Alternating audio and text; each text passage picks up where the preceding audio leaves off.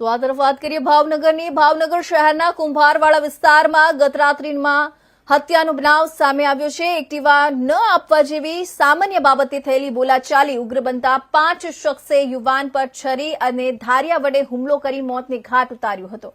યુવકને છાતી, પડખામાં છરી અને માથામાં ધારિયાનો ઘા મારતા ઢળી પડ્યો હતો. બાદમાં આરોપીઓ ધોકા લઈ તૂટી પડ્યા હતા. ગંભીર હાલતમાં સારવારમાં ખસેડાતા યુવકે દમ તોડી દીધો હતો. આ મામલે બોરતળાવ પોલીસે 5 આરોપી વિરુદ્ધ ગુનો નોંધી શોધખોળ હાથ ધરી છે. ઉલ્લેખનીય છે કે 14 દિવસમાં ભાવનગરમાં હત્યાની બીજી ઘટના છે.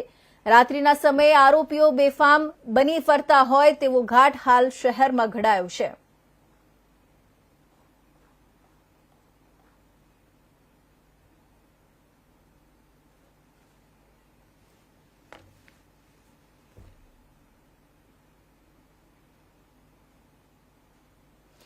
તો સુરતમાં ઉત્તરાયણના પર્વ દરમિયાન દર વર્ષે પતંગ